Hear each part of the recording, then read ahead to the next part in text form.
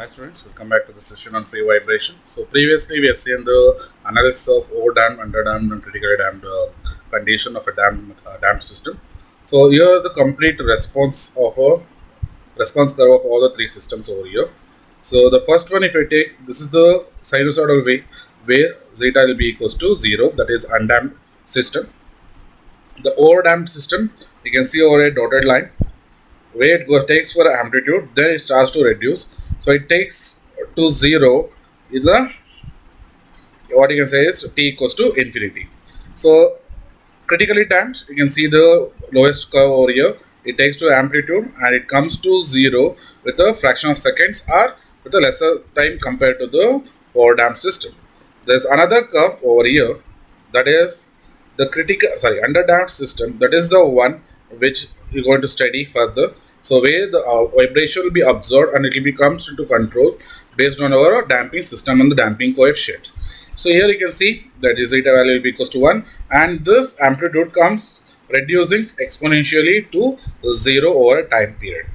So you can see that omega d, that is 2 pi by omega d is the time period, 2 pi by omega is for the undamped frequency, 2 pi by omega d is for the damped frequency.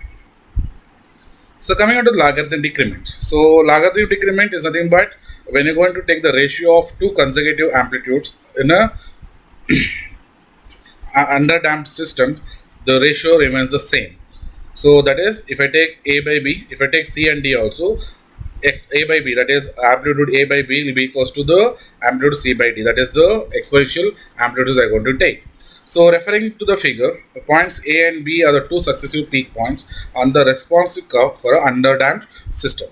So xa and xb represent the amplitudes corresponding to the points a and b, and ta tb nothing but the time represent the corresponding time. So Ta and Tb. So the difference between Ta and Tb is nothing but Td. So I want to get that one as 2 by minus root of 1 minus zeta square into omega, and that is the time period will be Tb minus Ta, that will be equals to 1 by Fd, that will be equals to 2 pi by omega d. So omega d is already known that omega d will be nothing but root of 1 minus zeta square into omega n radians per second. So I'm going to substitute that. So I'm going to get that one as 2 pi divided by root of 1 minus zeta square by omega n seconds. That will be the time period for the given.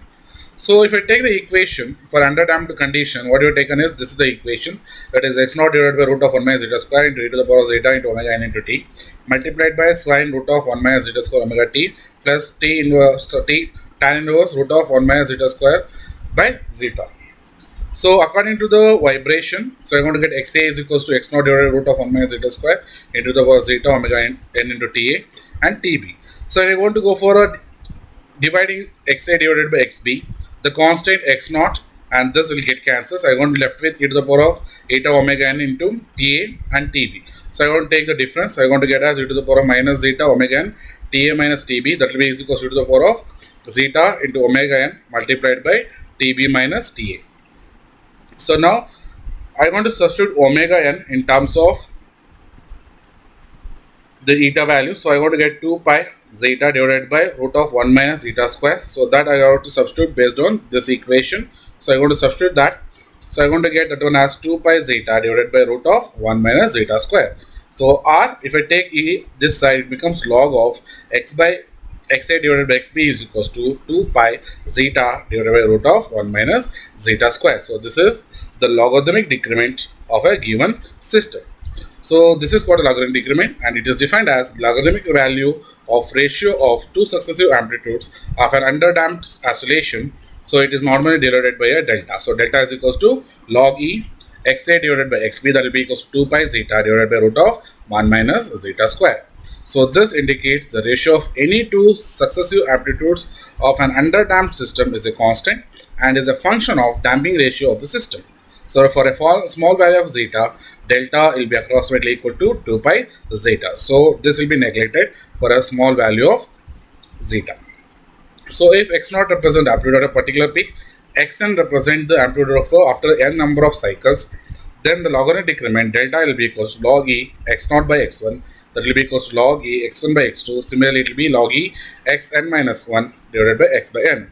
So by simplifying this, I want to get delta is equals to 1 by n log e x naught by xn. So this formula will be used whenever the ratio between the any of the two peak ratios they're given, that is x1 or xx, they're given the ratio, I can use this formula to find out the logarithmic decrement. So these are three formulas I can use. I can use this formula, I can use this, I can use these two formulas to find the delta value. So let us go for the problems. Let us consider the first problem. For the system shown in the figure, the characteristic of a dashpot is such that when a constant force of 49 Newton is applied to the piston, its velocity is found to be constant at 0.15 meter per second. So determine the damping coefficient. Would you expect the motion to be periodic or aperiodic? Means whether it comes under the overdamped, underdamped or a critically damped condition. The system is given here, that is a spring, mass and a damper system.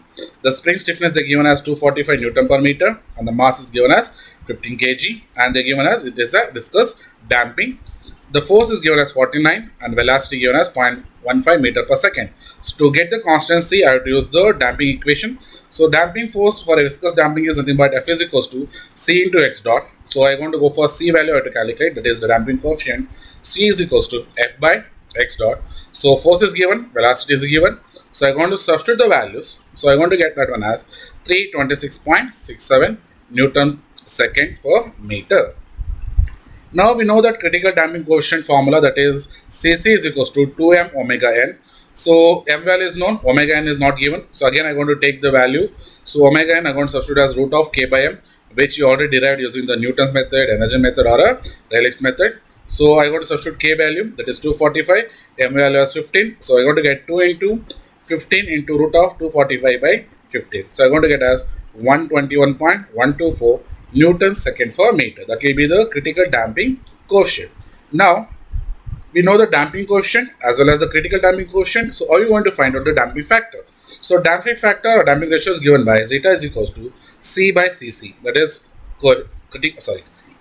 damping coefficient divided by critical damping coefficient. So 326.67 divided by 121.24. So I am going to get as 2.694, which is greater than 1. So whenever it is greater than 1, what we are going to call that one as the overdamped. So whenever the system is overdamped, there won't be any periodic motion. So you can say that the system produces aperiodic motion. So next video, we're going to continue with the problems.